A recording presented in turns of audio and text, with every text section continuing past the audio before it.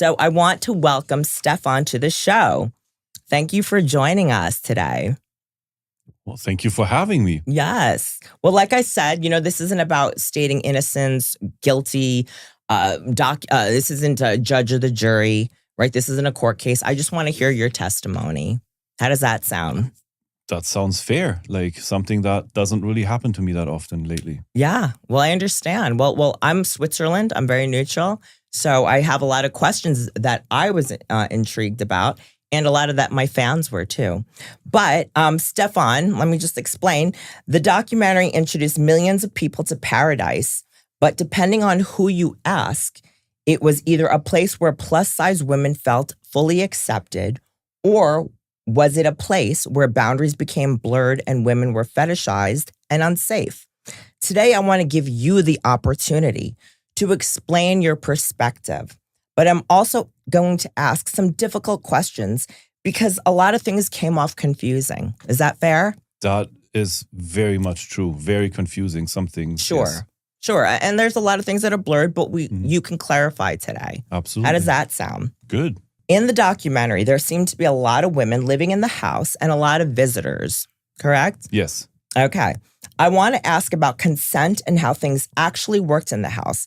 Because as a viewer, I can sort of understand why a lot of women felt that consent was constantly being crossed. Okay? How did the house actually work? What was the purpose of the house? Let me start out like it's a long story, but let me try to condense it as much as I can. I came to America in 2004 because I like big girls. Okay. It was actually the main reason. I started dating somebody. I got into a relationship. I actually went through 3 full-on long-term relationships until I got single in 2018. Okay. At which point, somewhere along that journey, I ended up with this big-ass house during the housing crisis. It was a fixer-upper, believe it or not. Pearadise was a fixer-upper. I fixed everything in that house. In Las Vegas? In Vegas, okay. Yes. The house that you see on the documentary was a project. And I took on this project and I was like, too big is a problem to have. I didn't care at the time because I was in a relationship. But once I ended up single, I was living by myself in this big ass house.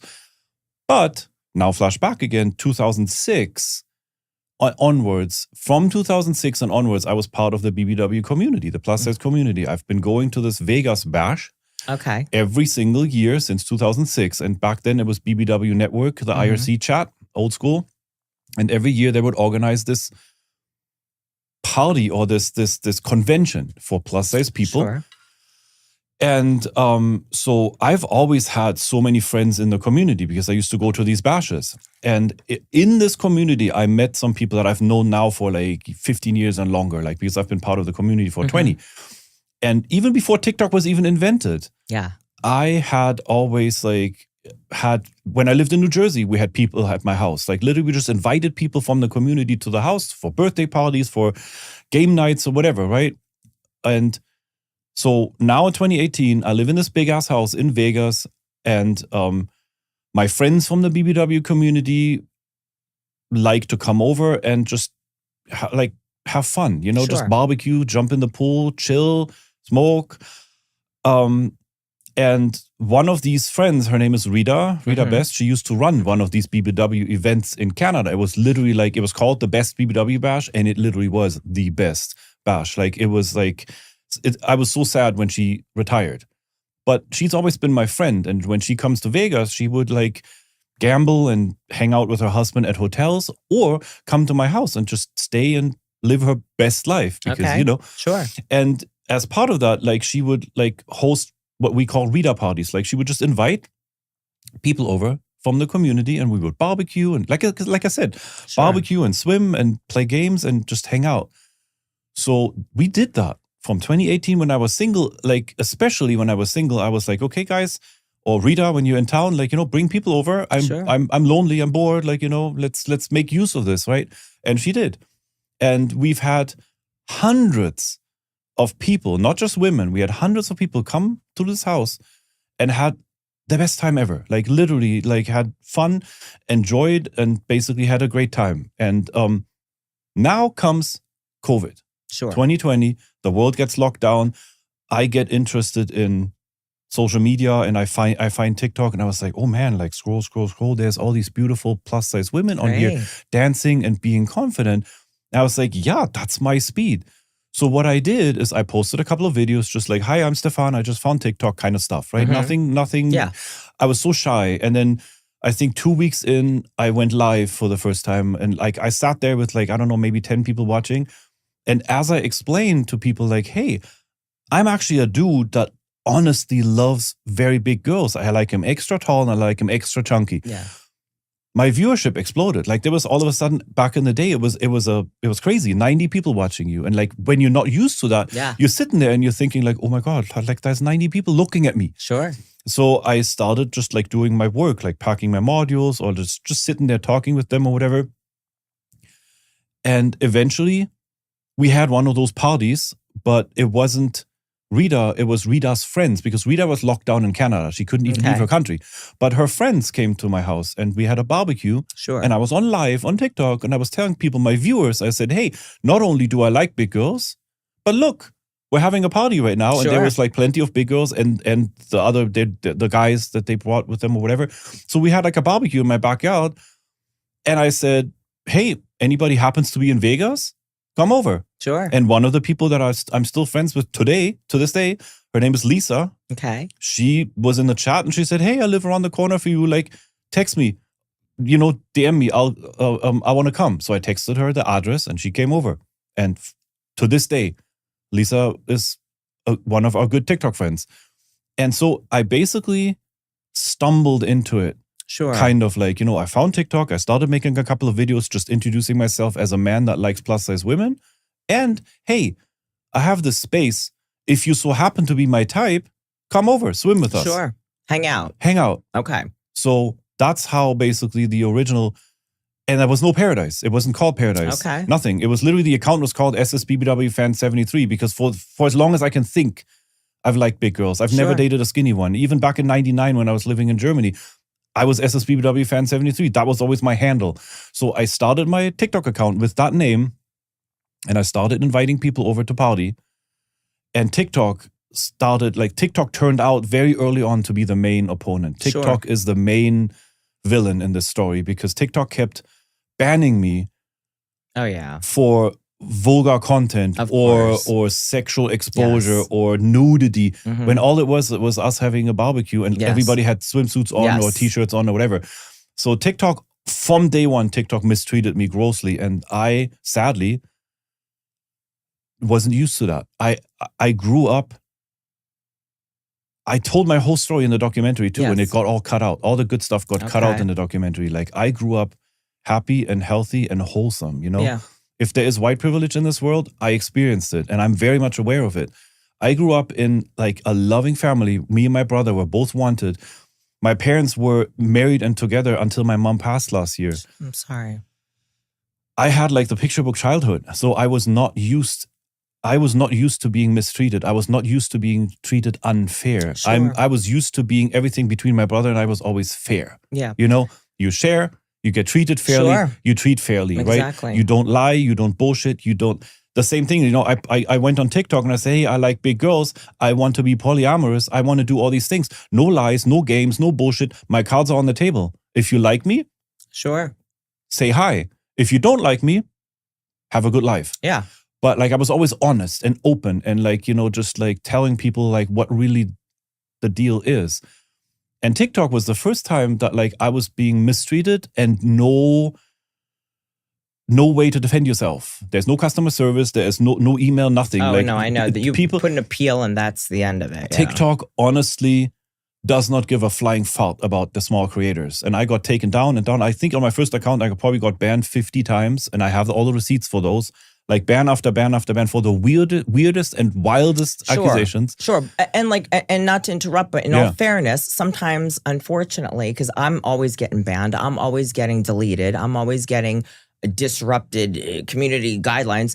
But in all honesty, if I want to play on that platform, I have to play by the rules. Unfortunately, I have to cover up.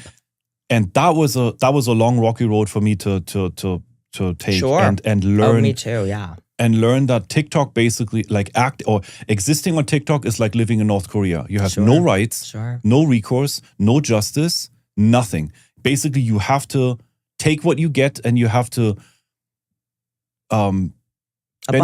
benefit from the algorithm as much as you can, because the algorithm was it. The algorithm was like, that was the spice in the soup. Like nobody else has yet managed to come up with an algorithm where you put yourself out there and you say what you like and you interact with the people that you like, and it brings people that might like you back to you.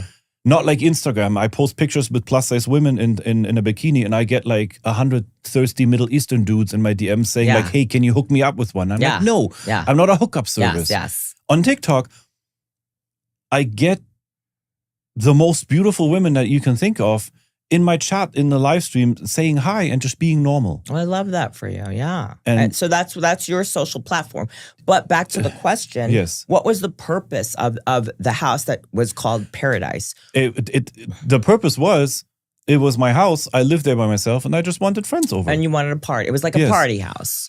Party and just, social connections. And like, we had birthday parties. I hosted all sorts of parties for people there. Like, from baby showers to family reunions. Yeah. We had a wild blasting family reunion before TikTok even existed. And not my family, it was somebody else. I was a friend. A friend from the community came to me and said like, hey, you have this big ass house. Like, can I invite all my cousins and aunts and uncles or whatever? Like, can we fill all the rooms? And compensate you like a little bit, for like cleaning or whatever. And like, can we use your house? And I said, sure, you can. If everybody's respectful. Like, don't interrupt the neighbors. Like, we have some house rules. I've always had like some house rules. Like, don't fuck with the neighbors. Like, don't. No illegal substances in the house. No illegal activities in the house. And don't bring anybody just on and out. There's it's just like I have the 10 commandments of Pearadise nowadays. But to start this out, like you said, it literally fell in my lap. Like, I had this house, and I had friends for years. At that point, like 14, 13 years, I had friends in the BBW community, and I was just said like, hey, come over. Okay. So I'm going to sum it up for you. So basically, it was a big mansion of a house, big, huge house that you invited BBWs, and it was like a party house. So everyone just hung out, celebrated different occasions. And okay, so that was the purpose. Okay. So let me get to question number 2. You said in the documentary that coming to Pearadise wasn't an open invitation. Was there a disclosure agreement or any type of document that the ladies had to sign before moving into the house or visiting the house? Okay, so there's also like a lot of things that got sometimes purposefully misrepresented. So there was no, sadly at the time, like I didn't know that it would ever be needed. There was nothing written, right? It was literally just like, hey, I'm Stefan, this is my house, come over. That's it. Like there was no agreements, there was no NDAs, there was nothing signed, like nothing like agreed on or like nailed down before people came. They watched the live stream. Your guests. Yes, and when it comes to people from TikTok, which only the TikTok people caused the disruption. Before TikTok, when Rita was my friend, is still my friend, or when Rita brought people over to party and to hang out. Not a single issue. Hundreds of people came, and not a single person ever had a problem. They're all mature adults. If somebody invites you to a house party, you know what a house party looks like. You bring your booze, you bring your weed, you behave. And you have a good time, and then you leave. And some people after TikTok, after inviting people from TikTok, that's what we're going to get to. Yes. Some people came that should have signed stuff, or they should have not visited the house to begin with. Because they came with agendas. Okay. They came with their own, this is a ritzy looking house or whatever. Let me milk this for much, like, let me make some money here, or let me use the resources and not contribute.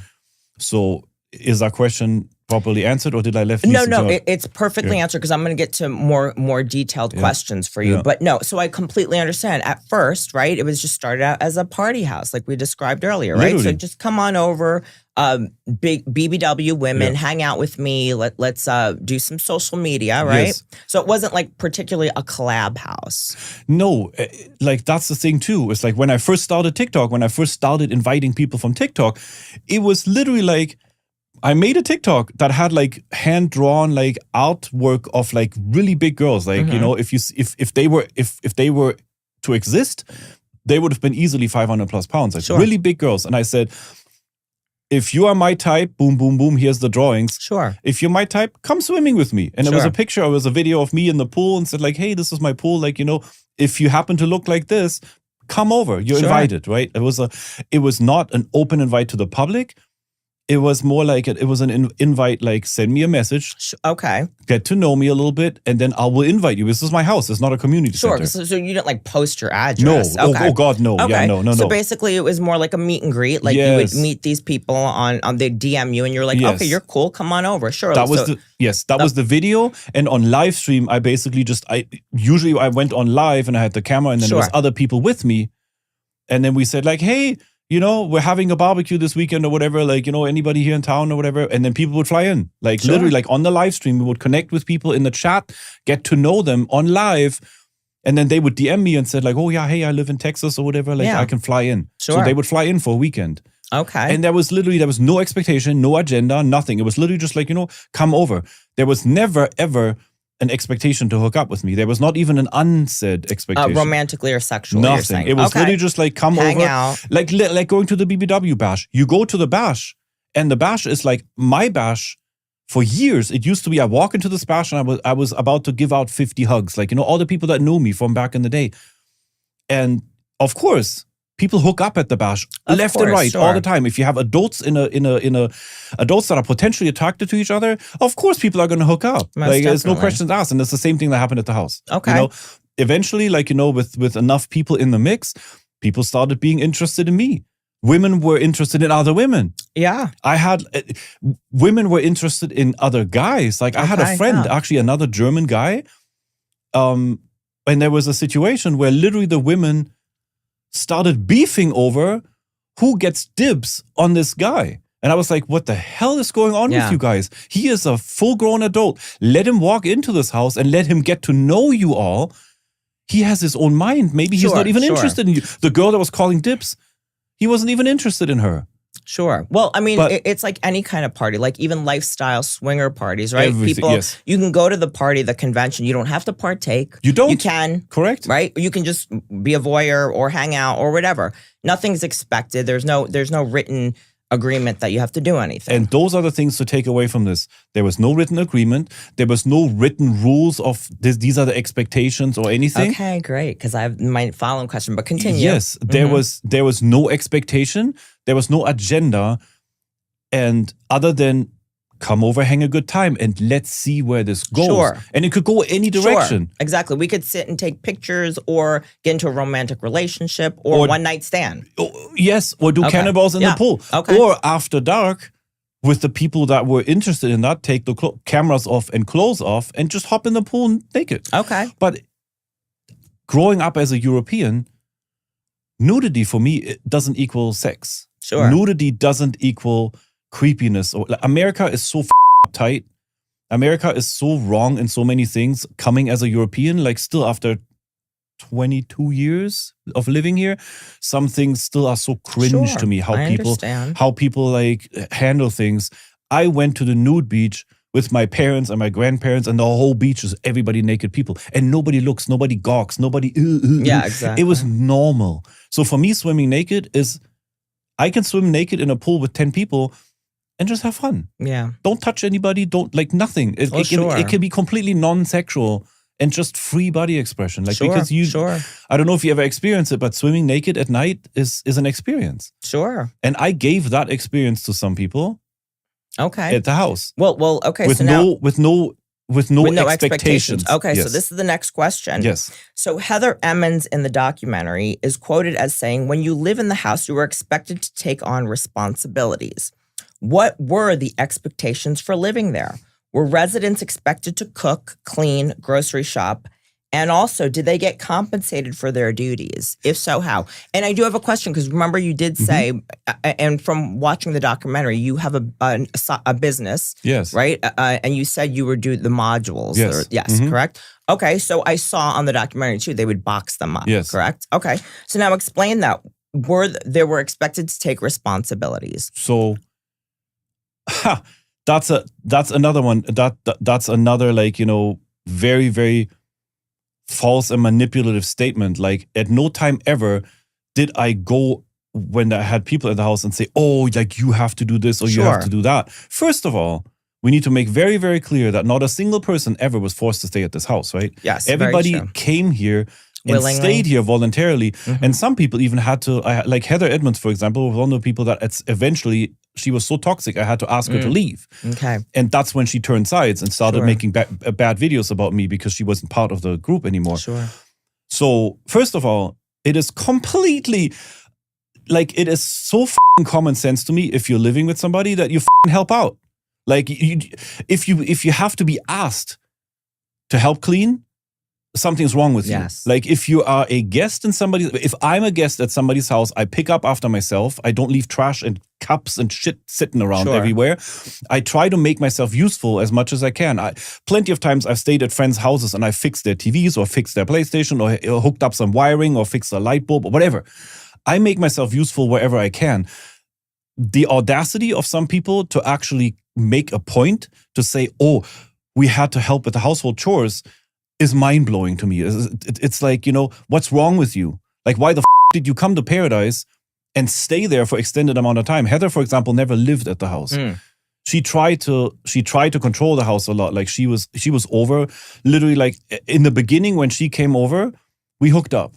She came over with the intent of using my hot tub. She makes no secret about that. Like she saw the house and the pool and the hot tub and she was like, oh, that's something I can use. Like she left her dog at her apartment for days or hours at a time unsupervised with a diaper on to hang out at Pearadise and to boink in the hot tub and to just be part of Pearadise. And there was times when like she was found sitting in the corner of the couch barking commands at people, pretending to be the house mom.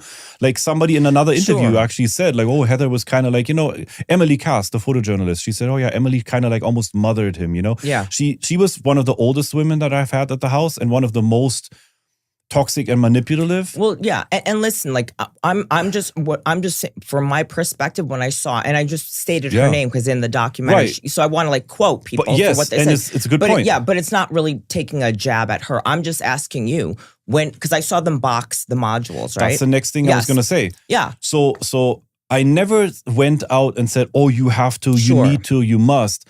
I said, guys, the kitchen is a mess. Yes. Would somebody please help clean up? Or I can't cook. Like everybody knows I can't cook to save my own life. And I like one of my love languages is I love somebody cooking for me. And Heather, she used to cook a lot, right? So she voluntarily cooked and other people too. All the nice people that are at the house right now, they take turns cooking, like people and it's fun. Yeah, so totally. And we cook on live and we eat on live. We're going to get to that with the fake Feederism bullshit. But like, so basically I was just saying, guys, it's kind of like, open door, like you can come. Like I never told Heather, like you have to, like, you can only stay for a couple of hours and then you have to leave. I should have put more boundaries myself. I just let her stay sometimes indefinitely and other people too. They would just come to the house and they would just, make themselves at home. Yeah. And yes, I run the business. I need to get to that too. I run the business and this business is like electronics development, customer support. Like, I do everything. Like, I invented the product. I have the product, custom made for me. I program the parts. I pack the parts and I ship the parts to a warehouse who handles the fulfillment, right? Sure. But part of this process is folding these damn boxes. Yes. And not a single time have I ever told somebody, oh, you're expected to help me with my business. It was people predominantly shown on the both cases shown in the documentary were people that I was actually dating. Okay. Cass and Angel were both my girlfriends. And they came to me and said, hey, how can I help you? How can I make your life easier? And I said, oh, you could do me a huge favor. Fold the damn boxes. Like fold these. And I explained it to them how to do the folding, the sticker and the folding, so that it would just take a little bit of load off of me. And then we would do it on live for fun, for entertainment. Okay. And I can count on one hand how many times we did like a folding live stream or like, when people helped me fold these boxes. It was literally just like, hey, Stefan, I see you struggling or I see you being overloaded with work. Like, can I help you? Yeah. And nobody was compensated for anything. It was literally just like, hey, like, you live at the house. And Sure. again, it was not an expectation. I didn't say, "Oh, you live at my house, so in turn have you to. need You to." have No, to. Yes. Okay. the women always did that Sure. voluntarily, Willingly. always voluntarily. They offered it to me, and when they didn't want to, I didn't ask for it Force either. okay. All So right, now, for the last 4 years or whatever, I can be seen on live streams folding the boxes myself. And like I'm saying, like I understand Yeah. you're defensive, but these are just natural questions since I watched Absolutely. the documentary, and so I'm just curious. Like, did you? There were no rules. They had to do X, Y, and Z. No. Everyone just chipped in at the house Some voluntarily, willingly, Yes. as good housemates. Some people actually did a pretty good job. Mm-hmm. Other people not so much. And then as a collective, that there's one thing that's true about what was said, like a tiny little thing was said on that side of the documentary, is like, it felt like a little community, like Sure. a little, we called it, there was a short time when we called it a family of friends, basically. And people would just help out. And there were people in the circle who were like more assertive, and they Sure. would tell other people what to do. Or they Sure. would tell other people like, hey, can you pick up after yourself more? Or like, because as it always happens when you have multiple people, some people are more put together and some people are more sloppy. Sure. And there were people like, we're probably going to get to that too, like Porkchop, for example, like she didn't want to leave. Okay. She moved in basically, and again, because of the lack of my boundaries, eventually, like, she didn't want to leave. She had, like, we literally had to tell her to leave. And she was a swine at the house, like, while she was at the house, like, leaving stuff everywhere. There was multiple of the other women that got upset with her because she was basically just not pulling her weight. Sure. So to answer the question, to summarize it, I never forced anybody to do anything. There's I never no asked specifically. obligations. I just said, like, wouldn't it be cool? Or like, you guys could help me, or like it would make sense or whatever. But I also never asked anybody to buy groceries for me. Okay. The women did that. Okay. We took like there was a time when we took turns too. Somebody decided they want to cook for today. So we had a list hanging on the fridge, like a little whiteboard. Yes. And then they would put in which day, which person. Sure. They would procure the groceries. They would cook for the whole house. And then the next day somebody else would, like, take turns. Sure. Okay. And nobody ever got compensated for anything. Money was never in the equation. I never paid anybody to be at the house, and I never Okay. got paid for anybody to be at the house. Like, Okay. I wanted this to make Well, no, that I do. That's an Yes. important question because Yes. I do have a question for Yes. later. Coming But up. Okay. yes, coming soon. Yeah. But so here's a very logical question, which I think you would love to answer. Why was the house full of security cameras with audio? And did you see that footage was used against girls or to protect the girls and Okay. yourself? That is a very, very good topic, and I really want to give you the whole rundown on it because Sure. it was intentionally and deliberately misrepresented and misconstrued, and also there was deliberate lies. There was a person called Aunt Karen on TikTok that literally went and made a video to her millions of followers, telling the world that I'm recording the women against, like, without consent or whatever, just to start controversy and Yes. drama. So the Okay, story well, is clear your side of the the truth story. of the story is in 2016, Mhm. a toilet line busted upstairs and broke while I was out of the country, and I had two regular consumer cameras sitting downstairs, like, a Nest camera, whatever it's called nowadays, like one of those bullshit cameras that you can buy at Best Buy, and you hook up, and then you have your app, and you pay your monthly subscription fees to see the camera, right? So I was out of the country, and I couldn't sleep. It was 3 a.m. in Canada, and I woke up and I was restless, whatever. So I went on my phone just for shits and giggles to pass some time in order to fall back asleep. So I go to my camera app and I go to the front camera. It was pointed out the window so I can see deliveries or whatever, right? And I hear this sound on the speaker, like, because the camera had a microphone. And I hear the sound like a shower running. And then I go to the back camera that was aimed at the backyard, and I hear the same sound. And I was like, there's nobody at the house. Like, who's taking a shower? Like, I didn't have cleaning ladies at the time. My friend Roger, that was, came over every now and then because he loves cats or whatever. He was not there. So I was like, I don't know what's going on. So I called Roger at 3 in Canada, 6 a.m. in the morning in Vegas. And I told Roger, like, hey, both of my cameras, there's a weird audio. Like, I like, can you please go over to my house? He lives a mile down the street. He has access to my house, and I have access to his because we're besties.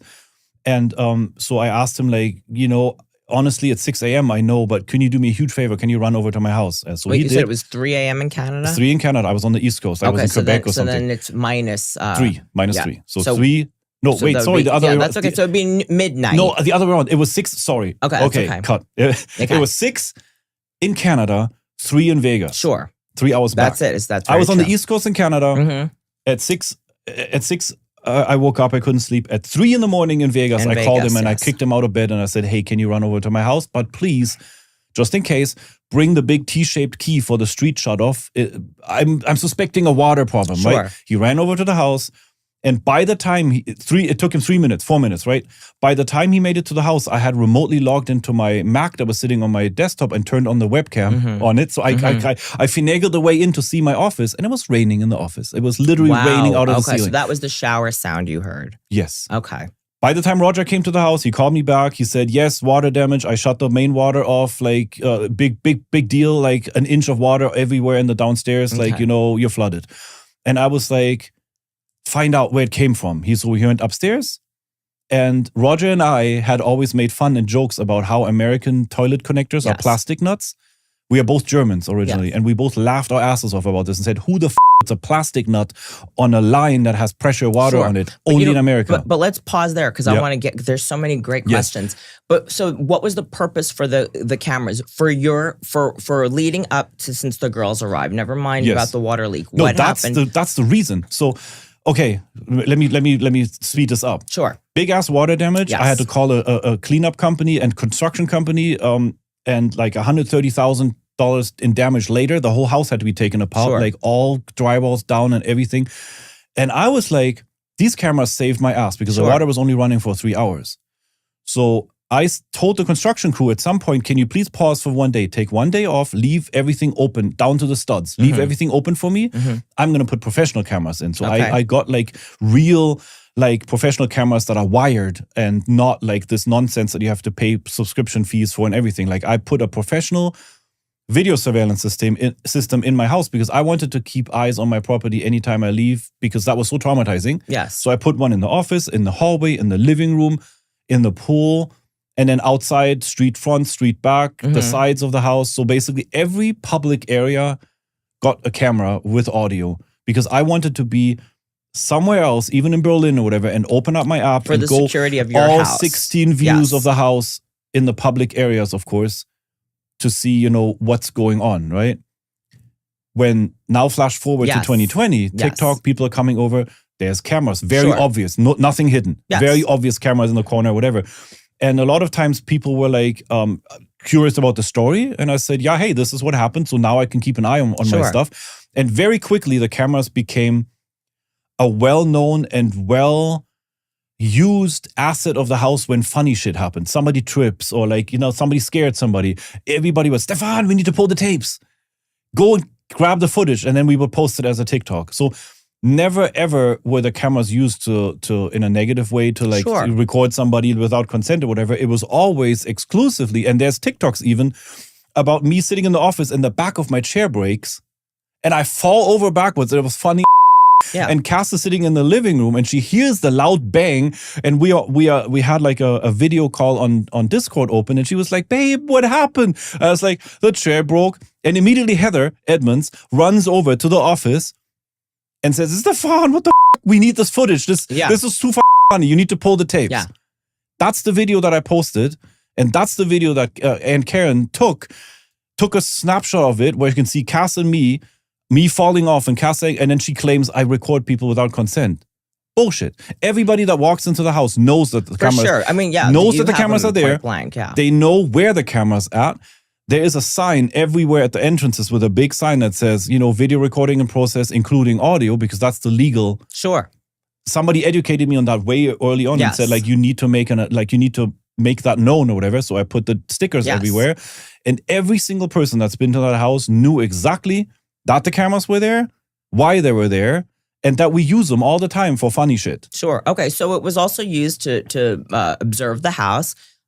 And you Yeah. had beautiful guests at the house, right? Yeah. So they were being filmed on there, which they've known, but also it could be used for your benefit, your protection as well. That's what the main reason was. Like, let's say, for example, and it happened, sadly, somebody stole something. Okay. So Rita comes to me and said like, hey, somebody stole my whole ounce of weed out of the kitchen. Can you Wow. find out who it was?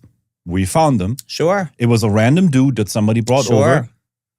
We got the mugshot. I got him walking. I got him driving into the gate with his license plate. I got him at the front door with a full mugshot. I got him in the kitchen in the act stealing the thing, the weed thing. Case solved. We Sure. knew exactly who did it. And not to interrupt, but basically this wasn't used for like a webcam house. No, never. Okay, yeah. There was an idea. Because back in the day, they used to do that, remember? Oh, God, yeah. And in 2020, let me tell you, in August of 2020, when it was season 2 was in full swing, I did actually register a business. Like, I said, maybe one day we can do something with it, like monetize a YouTube channel or whatever. I bought a whole desktop computer for like $3,000, like a big computer with a big webcam and everything, because I had plans.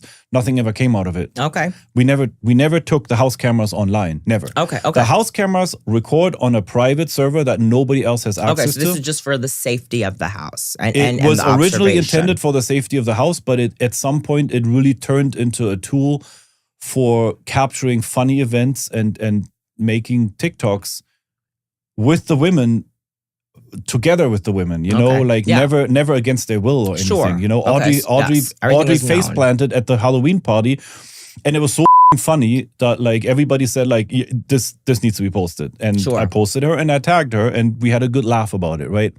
So the cameras came in handy many times. Okay. I have a very important question. Yes. Okay. Now, because, I understand how monetization works and getting an income from platforms, that's how I make a living. Was there any profit being made by you or any of the other girls when doing your live streams and posting content on IG and TikTok? YouTube can be monetized. Meta does payouts, and TikTok has a creator fund. Even for OF, I go live on OF. I go live on a lot of other platforms as well. I benefit financially from it. Was that the case for you? Doing the live streams, did it go to anyone's, did anyone benefit? Did you pay anyone outright if you did monetize from it? No. So first of all, I was never, like until 2 days ago, I wasn't monetized on YouTube. Like YouTube was never really a thing. Yeah, you just Instagram pays you pennies for like their videos or whatever. Like, I might have made $15 on Instagram, but I forget it. And TikTok, same thing. On my first account, on my SSB Robbie account, I did sign up for the creator fund, and immediately the views plummeted. So I left the creator fund. But then they banned my whole account anyway for nudity. So then going forward with my next account, I never even bothered with the creator fund. Like it was literally just gifts on live.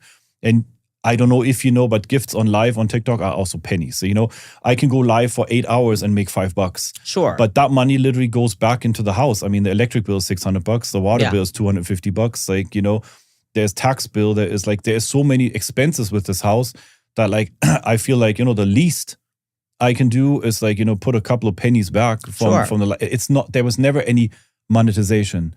TikTok was never about the money for me. Okay. I make my money with my business. Sure. Like, and even that's after COVID, that's not really like, but that's a different story that's not to be told well, right now. It is important to know because sometimes it's confusing. It is important to know that some people are intentionally and deliberately putting things out there without any proper proof just to make me look bad. And that's the important part to see throughout these questions. There's a lot of things that have been said, especially in this documentary, unfounded. Literally but I will have to say, I'm guilty as charged. That question came from my heart because, like I said, I make money off of these platforms when I go live, especially OF. But you do it professionally. Yes. You do this professionally. Most For definitely. me, TikTok is not professional. TikTok is entertainment. TikTok is like, hey. Exactly. That's why when I go live on my socials, I just do it to be interactive with the fans and show I'm here, and I'm assuming that's what you did with TikTok for yourself. And for Pearadise. Yeah, my main objective on TikTok was like literally to put like, hey, A, this is me, I like big girls, and B, hey, look, there's a house full of big girls and they all are beautiful and they all should be allowed to exist and not be bothered. Most definitely. And then tag them so the fans can follow them and that they can many join times. their OF or whatever platform they monetize on. probably going to come up, like the whole thing with the sex work. Yes. Because the same, go down your questions list. All right. Because this is good. This is good. Yeah. Okay, so here's another thing. I still kind of want to talk about consent because I want you to clear your name. Okay, we want to hear your side of the story. So, Savvy, this is a little sensitive of a topic. You know, she said he took pictures of the girls during hot tub time. Ivy said, if you're in his house, you kind of have to let him grab you. Several women described feeling unable to say no, even if nothing was explicitly forced. How do you respond to that? I respond the same way that 95% of the people giving me feedback responded and said, like, why did you come to the house? Why did you stay at my house if you were supposedly so uncomfortable? Why are you now, after the fact, changing your stories? Like the story with Savvy, for example, was like, you know, she was part of the Discord. We were like a very tight-knit group. Like she is like the main trigger for all of this, I guess, you know. There was extensive flirting. She sent me naked pictures. She sent me very loaded text messages, which the documentary showed 5 seconds of that. Like they showed a tiny little bit. So she was not a stranger coming to the house for a barbecue. She came to the house to hook up with you, to whatever you call it, to have an orgy. Like there was literally plans for an orgy with the women. Like, you know, Cass was living with me, like literally me and Cass. Okay, so basically she wanted to have sexual contact with you guys. I was led on that she was interested in me and Cass and possibly, you know, something. And Cass and I performed on camera for her, like, you know. Sure. Very adult, very adult. And the expectation when she came to the house, the expectation or like the idea was very, very clear. The last moment before she came to the house, like I think the last day before she arrived in Vegas, she sent me one more text and said, "Oh, I don't want there to be any expectation. Like I don't want it to be like, you know, or like we're set on hooking up. She just want to go with the flow, right?" But 3 months of heavy flirting beforehand definitely gave me the impression that, like, you know, there might be something that could be happening, right? I was not informed, and this is the problem with consent too. Like, I was not informed that literally the day before or like 2 days before the women came to the house, they had a secret phone call between all the women where they decided that nobody's going to touch me. So all this flirting, all these plans to hook up or whatever, then they made a secret phone, like a secret pact or like whatever you want to call it, a secret plan that nobody's going to hook up with me, and they didn't tell me. They could have told me. They could have said like, "Hey, Stefan, you know, we changed our mind. Like, we're coming to the house which is fair. Yes, we are only coming to the house as Pearadise friends, right? Like, we don't forget about all the flirting. Like, we just want like party and cannonballs and barbecue, right? Yeah, it would have been completely cool. Food. I would have said absolutely. The problem is they walked in, and immediately everybody started slapping everybody's ass. You know, Savvy is on camera. She can be seen how she like goes in and slaps Cass's ass really loud, really hard. She never asked for consent. Cass never gave her consent. Nobody did. K-Bug is bi. She was at the house. She's in the documentary. She's sitting on the couch and she says, "I was here at the time of all these things happening. I'm a eyewitness." Sure. There was no assault. We all tapped each other's butts. And if anything, K-Bug is bi. K-Bug tapped everybody's butts. So they should have accused her of assault too, because, you know, why single out me for the assault allegations when the women did it all? So either we all robbed the bank because we all tapped each other's butts, nothing else happened. No boobies were grabbed, no kitties were grabbed, no kisses were given. It was literally just in my opinion, still to this day, a harmless booty tap that you do to a friend. I would never walk into a bar or like a grocery store or like a bash, even a bash. Like I would never just walk in there and just randomly tap people. No, there was extensive flirting. There was plans being made. I was not informed that the plans had changed last second. They walk in, everybody taps butts. The women get naked in the pool or tops off. They text me. I was working in the office.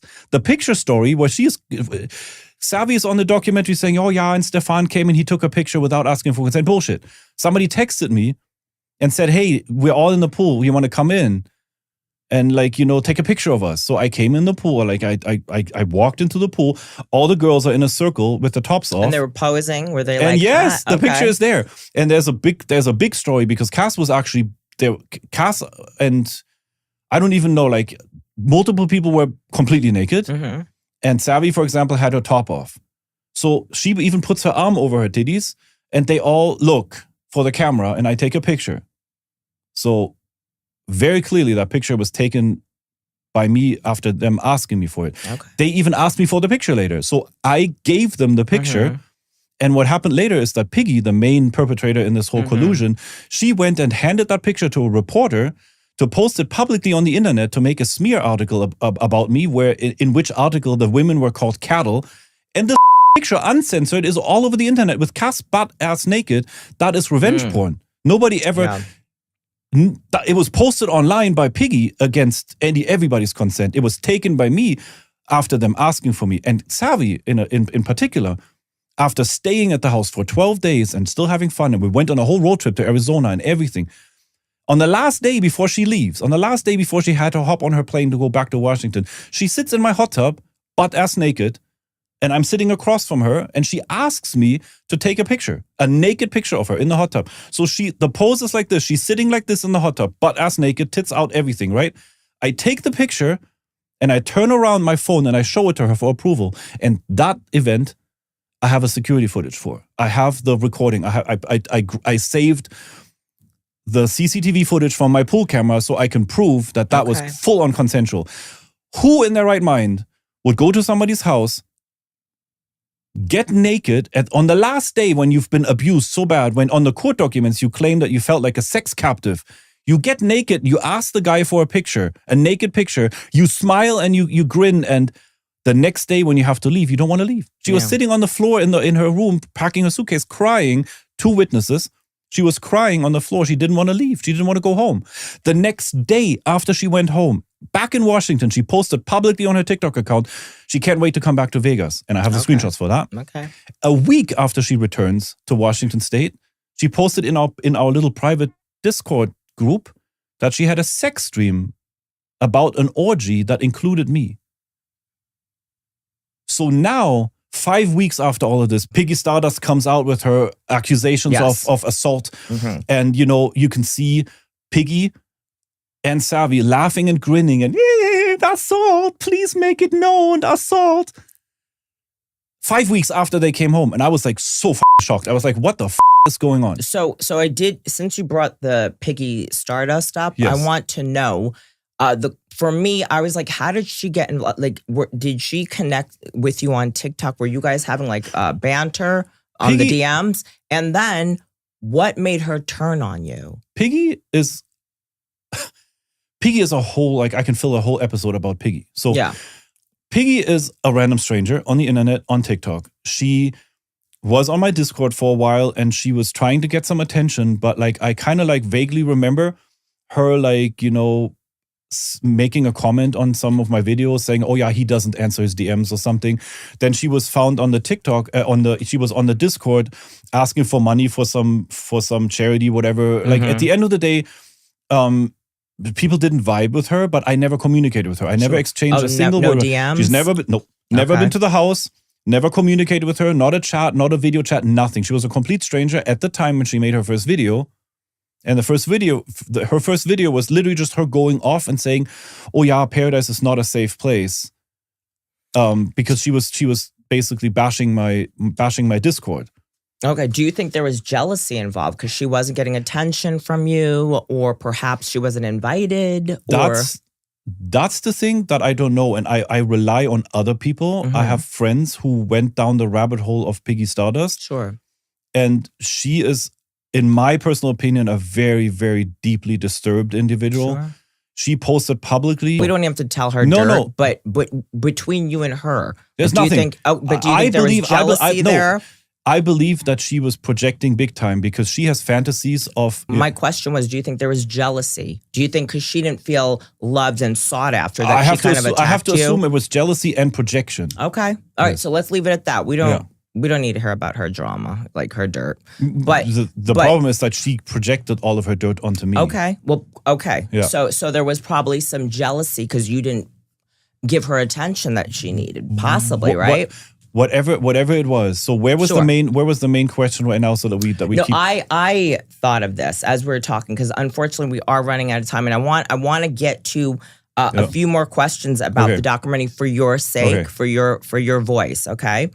So yeah, I just made up that question because that was always curious. I was always in my brain when I saw her get angry with you and attack Pearadise. Yeah. So I was just wondering, was there in like DMs? Like, did you flirt with her or not give her enough attention? Because sometimes there are people that are scorned because they don't get enough attention or they get jilted by the other person. So then they want to attack, you know? I honestly don't know the actual reasons. What I do know, and I do have the proof for, is that she recruited multiple people to play victim. Sure. Because she needed more voices for her campaign. Okay. You know? Because what assault campaign is more credible than one that has multiple voices, right? Sure. So, and quickly, tell me, whatever happened to that?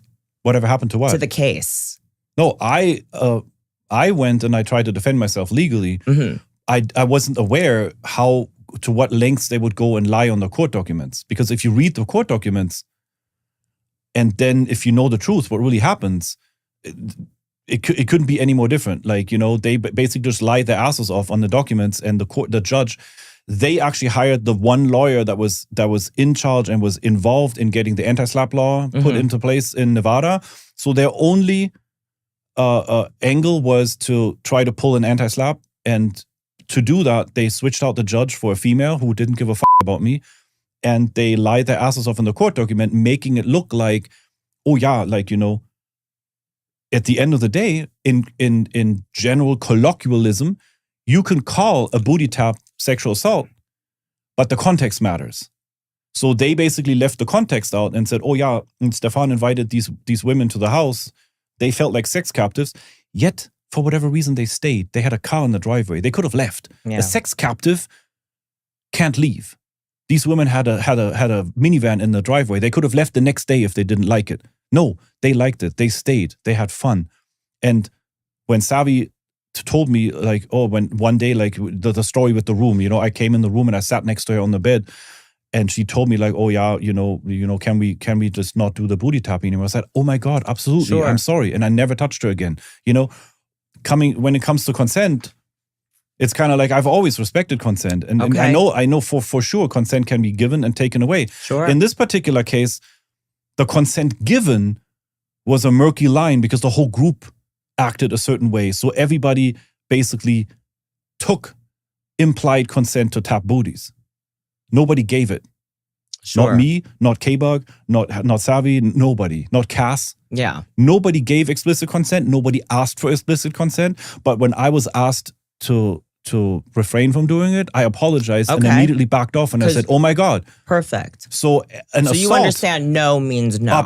Oh God, okay, yeah. Great. I'm part of the lifestyle too. So I know exactly. And I know that in lifestyle clubs, it's always like explicit verbal consent before you even make the first touch. Yeah. In this particular case, it was just murky lines because of all the flirting up front and, like, you know, all the actions beforehand. And Heather sits on camera on the documentary and says, oh yeah, Stefan took the heavy flirting as implied consent. I did, yes. And everybody else, and this is a public challenge, everybody in that situation would have done that too. And obviously, since that time, I've drastically changed. Now I even ask for a simple hug. Perfect. Okay, so great. I want to hear that. No, it's a learning curve, of course. And going back to the case I just told you off camera, what just happened on that Instagram story with the lady accusing that man of assault just as revenge. Yes. I know there are people out there like that. So now there's house NDAs. Now I ask for hugs. Definitely. Everything is like, you know, we've entered a different time period. For sure. With social media, especially if you have a platform, there are people waiting to cancel you. Most definitely. So now I treat every single friend that walks into the house like we're at the swinger club. Like, you know, 100%, like, you know, and I've always been the person that, like, you know, if somebody tells me no, it's a no. Most definitely. And all the stories that you hear in the documentary about supposed assault, supposed R word, like the story with the R word in the hot tub, you know, every single one of them wanted it at the time. They took off their own clothes, and later they changed their stories. Sure. There is a reason why I'm a free man. There's a reason why there's not even a single police report. Okay, yeah. Because none of the hard stuff ever even happened. Like, you know, maybe somebody was uncomfortable at the house, but tell me. Yeah. Don't just sit there for 12 days. For sure. And like, I can talk a mean game, but if it came down right like that moment and I don't want to, or I wanted to pull back, I'm allowed to say Oh God, no. Yeah. yes, absolutely. Regardless of what I said leading and up I would to be it. the last person. Sure, I would be sure. the last person to try to push or to try to like be whatever. Like, no. Yeah. Like if it like Ivy, perfect example. She came to the house knowing that it was a content house. She came to the house as a result of a live stream. On the documentary, she complains about being on camera. Why the did you come to a content Sure. house with a live stream if you don't want to be on camera? Yeah. Why the do you keep coming back? Why didn't you just leave and say, sorry, this is not for me? Yeah, okay. and we have, you and I have a mutual agreement. No means no. If you don't like something, say no. Absolutely. Don't put me on there. Okay. So now, since I kind of want to wrap up. The Feederism, right? Well, no, actually, I don't think we're going to have time for that, unfortunately. But maybe another time. I want to know, is Pearadise still operating? And what has changed? And how does the house operate today? Oh, I mean, yes, it is operating. Absolutely. Okay, fantastic. The line to come to, after this documentary, the line to come to Pearadise is not out the door, it's around the block. Like, I literally have 50 people waiting to come to Pearadise. Like, Pearadise is, we just started a podcast on YouTube. I got monetized on YouTube. My channel is at Pearadise1 on YouTube. Okay. The same name that it used to be on TikTok before it got banned with 250,000 followers. Again, Pearadise is alive and kicking, and it is full of wonderful and beautiful people. And obviously, now that people see the documentary, by the time they contact me, most of them, as a result of the documentary, they know exactly what's going on. Great. They know what they can see through the fog of these desperate attempts to make little things look bad, but they can see what the idea behind Pearadise was and how beautiful the people look in Emily's photos, when things were good before the allegations came out, everything was it was a beautiful little community and everybody was just free and happy and enjoying their time. And now there's just a bunch of people that are out there trying to make things look bad or create things. There's no feederism happening at the house. I never got turned on by seeing somebody eat. But I enjoy a family dinner. If somebody cooks for us, absolutely. If somebody wants to talk feederism with me, I'll sit down and talk with you about that. Pearadise is a place that it was always supposed to be. It's a place of acceptance and love. It's a place where people can come and just be themselves. It's a place where people come and the first pool party, they have a swimsuit on. The next time they come over, they might have a bikini on. It's a place where I have seen personally, I've seen dozens of people come out of their shell. They came in kind of shy a little bit, everybody's always judging me, blah, blah, blah. Don't get judged here. And then they come out of their shell. And yes, there has been multiple occasions where people came to the house and then decided on their own, after talking to some of the other women or whatever, I want to make some content too. I want to make some adult content. I want to make some TikTok content. I want to do this. I want to do that. I just live there, Sure. I invite people over to be free. There's never an expectation, even to this day. There never has and never will be an expectation if you come to this house that you're going to have to hook up with me. No. Many times people come for the other women. Many times people come and they connect with the other women. It's not like a cult where there's one leader and everybody looks up to the leader. I couldn't be a cult leader if I wanted to. I just can't. They try to make it sound like this, but I cannot manipulate people. I can't. I'm just too honest and too straightforward and too myself. That's why I'm sitting here talking to you, because I have nothing to hide. Good. And I'm just really quick at the very, very end too. What I want people to know for this documentary, I handed the production company the entire file, all 20 terabyte or something of surveillance footage, unedited, 24/7, gapless, for the time when the women were there that made the allegations. Since the production company are professionals and they have investigators and they have the time and they have the people, they went through 5 camera angles, 12 days, 24/7 footage. They had everything. I didn't hide anything. I said, here is it all. I have nothing to hide. I know what I did. I know what I didn't do. Here's the entire footage. And they took whatever you see in the documentary is they picked from that footage. Yeah.